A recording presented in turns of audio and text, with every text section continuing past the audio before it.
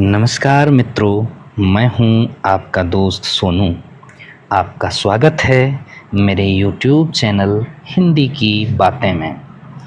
यहाँ हिंदी माध्यम में 9th से 12th के बच्चों के लिए कुछ सपोर्ट मटेरियल लाने का प्रयास किया जा रहा है।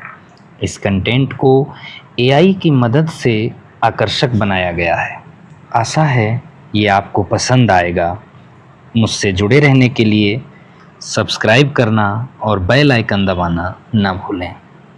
आज हम हिंदी साहित्य की एक बहुत ही खास कविता के पीछे की कहानी में उतरने वाले हैं। जरा सोचिए, एक बहुत बड़े कवि को अपनी आत्मकथा, अपनी ऑटोबायोग्राफी लिखने को कहा जाए और वो जवाब में एक पूरी कविता लिख दे, सिर्फ ना कहने के लिए। तो चलिए आज पता लगाते हैं कि इस इनकार के पीछे आखिर राज क्या था। कविता की ये पहली लाइन ही देखिए, एक पहेली की तरह है। तुम सुनकर सुख पाओगे, देखोगे यह गागर रीति। मतलब एक कवि कह रहा है कि मेरी कहानी सुनकर शायद अच्छा तो लगेगा, पर आखिर में पता चलेगा कि मेरा जीवन रूपी घड़ा तो खाली है। सवाल ये है कि इतना बड़ा, इतना महान कवि अपने जीवन को खाली क्यों कह रहा है?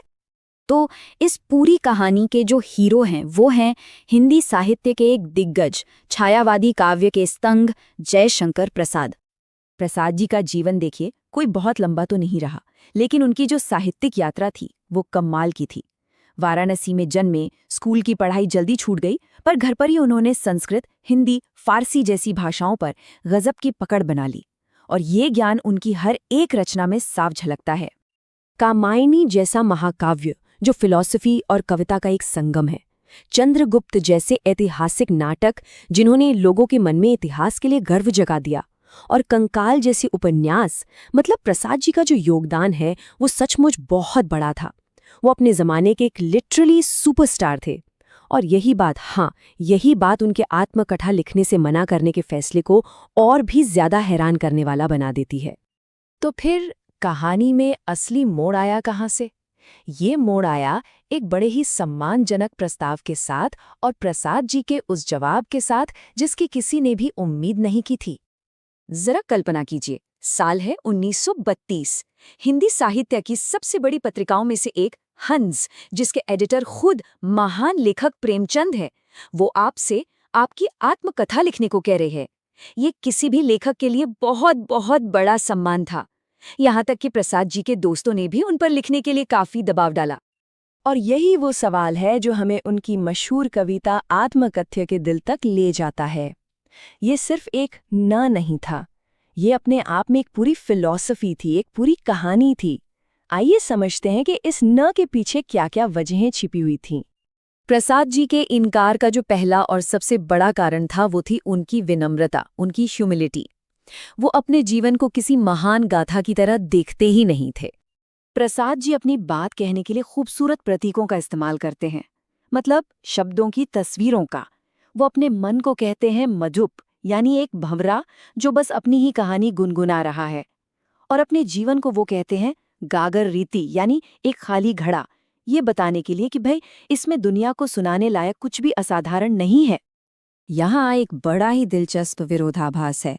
एक तरफ पूरे दुनिया उनसे एक लिटरेरी हीरो की कहानी की उम्मीद कर रही थी, और दूसरी तरफ प्रसाद जी खुद को एक बेहद आम, सामान्य इंसान मान रहे थे।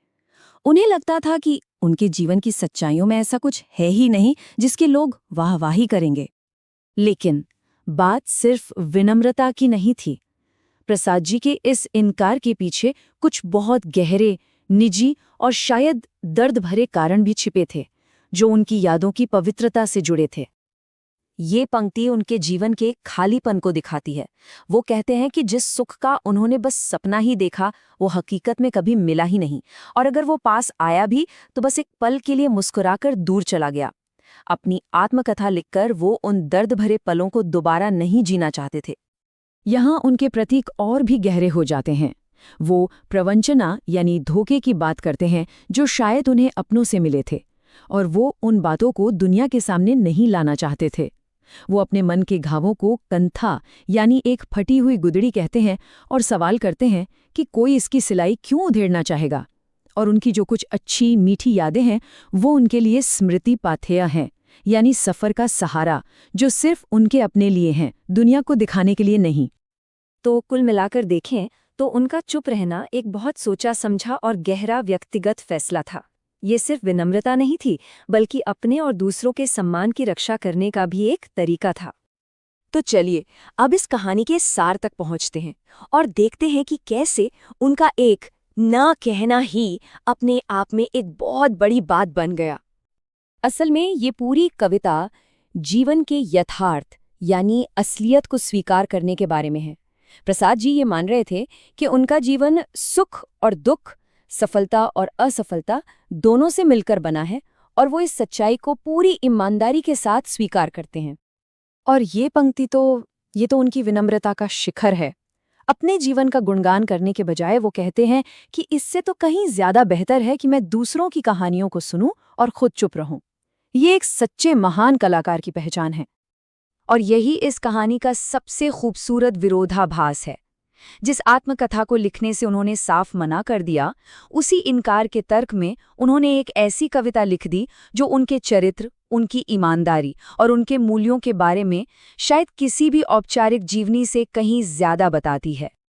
तो क्या सबसे सच्ची आत्मकथा मौन में, खामोशी में लिखी जाती है? क्या अपनी कहानी बताने का सबसे अच्छा तरीका कभी-कभी चुप रहना होता है? शायद जयशंकर प्रसाद हमें यही सिखाना चाहते थे। शुक्रिया मित्रों, मुझे बेहद खुशी है आपने मेरा वीडियो पूरा देखा। मुझे आशा है आपको वीडियो पसंद आया होगा। आपके सवाल और कमेंट्स का स्वागत है, जिससे मैं इस कंटेंट को और बेहतर बना सकूं। साथ ही हमारे चैनल को सब्सक्राइब करना और बेल आइकन दबाना न भूलें। Thank you.